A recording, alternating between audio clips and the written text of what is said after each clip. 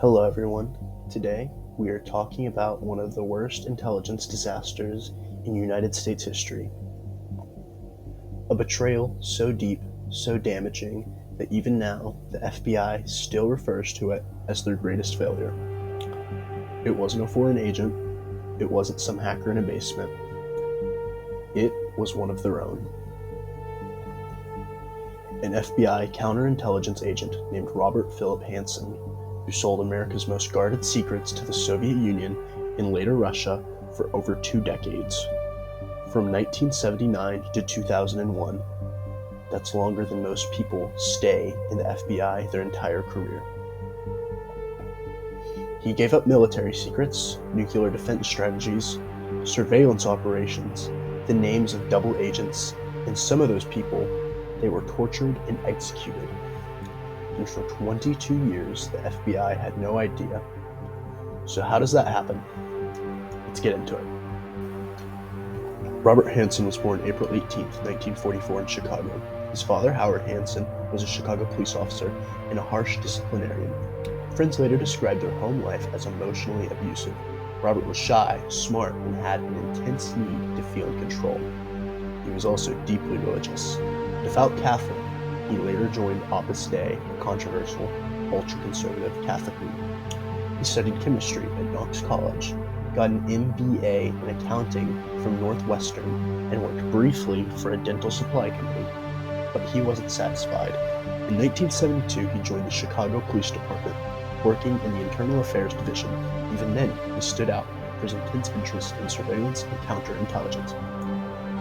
By 1976, he joined the FBI, assigned to Gary, Indiana, then later to New York. In 1979, just 3 years into the job, he made his first contact with Soviet intelligence. And he didn't do it out of desperation. He wasn't in debt. He wasn't being blackmailed. He just wanted to. Hanssen walked into the GRU office, that's Soviet Military Intelligence in New York. He handed them classified data. He volunteered. He told them who he was, what he could do for them, and in that moment, he began his decades-long betrayal. In 1980, he was transferred to Washington, D.C. and started working in counterintelligence. Literally, the division meant to catch Soviet spies. Imagine a man selling secrets to the USSR was now in charge of stopping other people from doing the same. Over the years, Hanssen provided the Soviets and later Russians with thousands of pages of classified documents, nuclear war defense plans, U.S. satellite intelligence capabilities, surveillance methods, and worst of all, the names of human assets working for the United States. In 1985 alone, he exposed 3 Soviet double agents, including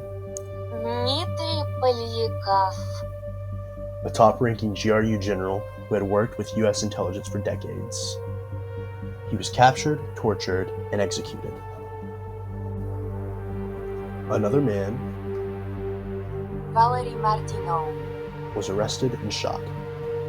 And finally, Sergei Motorin executed. The cost of Hanssen's leaks wasn't just strategic, it was human lives.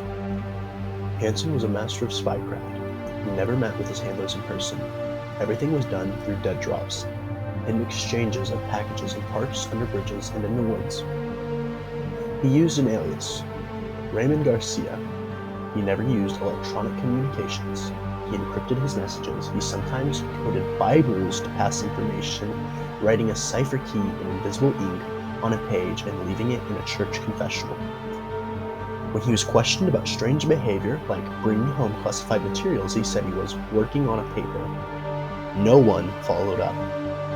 He ran his spy operation like a hobby, but his hobby crippled the United States' ability to spy on its greatest geopolitical rival during the Cold War and beyond. What's worse, the FBI knew there was a mole. They just had no idea it was Hanssen. By the mid-1990s, the FBI and CIA were both realizing that someone was feeding secrets to Moscow. High-value assets were being compromised. Sensitive operations were collapsing. They launched a joint mole hunt, but instead of Hanssen, they zeroed in on a CIA officer named Brian Kelly. Brian Kelly was accused, suspended, interrogated, and put under surveillance. He was completely innocent. But they were so sure they didn't even look inside the FBI's ranks. While Kelly was being torn apart by suspicion, Hanssen was still in the FBI, still passing secrets, and still undetected. This massive failure shows how internal biases, especially the idea that couldn't be one of us, can blind even the most sophisticated intelligence agency. It wasn't until 2000 that the truth came out, and it happened because of a bribe. In a stunning twist, the CIA paid $7 million to a Russian intelligence officer to acquire a secret file on a mysterious mole in US intelligence. Inside it were notes written by the mole, an audio recording of his voice, a fingerprint from a plastic bag left at a dead drop. That fingerprint, Robert Hanssen's. That voice, also his. In a panic, the FBI moved quickly. They reassigned Hanssen to a fake job in FBI tech office, where they bugged his office, watched his computers, and tailed him everywhere. And on February 18, 2001, they watched him place a package under a bridge at Foxstone Park in Vienna, Virginia. Agents swooped in, guns drawn. Hanssen reportedly said, "What took you so long?" Hanssen was charged with 15 accounts of espionage and conspiracy to commit espionage. He struck a deal to avoid the death penalty. He pled guilty. He was sentenced to 15 life sentences without parole. He was sent to ADX Florence, the federal supermax prison in Colorado, known as the Alcatraz of the Rockies. His only human contact was with guards. In 2023, he died in his cell of natural causes at age 79. After the arrest, the FBI conducted a massive internal investigation. They overhauled internal security protocols, implemented behavioral monitoring systems, increased psychological screening, rotated agents in sensitive positions more frequently, improved cooperation with the CIA, but the damage was already done. And let's not forget Brian Kelly, the wrongly accused CIA officer.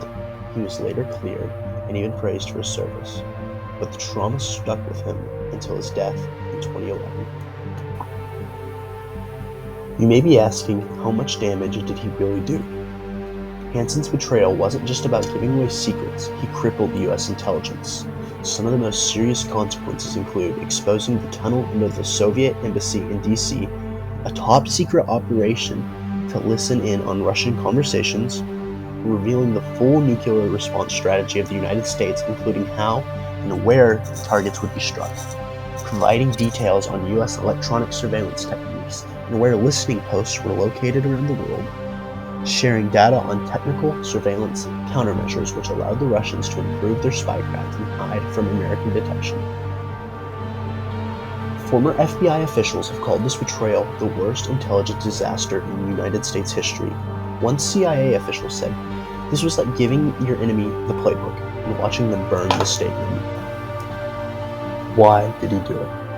Hanssen was not motivated by ideology in the traditional sense. He was not a communist. He did not like the Soviet Union. He was driven by a mix of ego, resentment, and thrill-seeking. He once said it was just a game, and that he liked playing both sides, outsmarting the system. He believed the US government was corrupt, that it wasn't living up to its values, but that doesn't explain why he sent people to their deaths. Despite receiving over $1.4 million, he barely spent any of it. Most of the cash sat untouched. He drove a cheap Ford, lived in a modest home, and wore old suits. He did it not for the wealth, but for the control, for recognition, for the feeling of being the smartest man in the room. The story of Robert Hanssen is not just about espionage. It's about arrogance, complacency, and how the greatest threats often come from within. He wasn't a supervillain. He wasn't even charming. He was awkward, boring, and he killed people with a ballpoint pen and a dead drop. He broke the agency that trusted him. He shattered families. He damaged global intelligence networks for decades. And the scariest part, he almost got away with it. Thank you for watching. If you want more breakdowns like this, true crime, conspiracy, espionage, make sure to like, subscribe, and tell me what you want to hear next. And remember, trust but verify.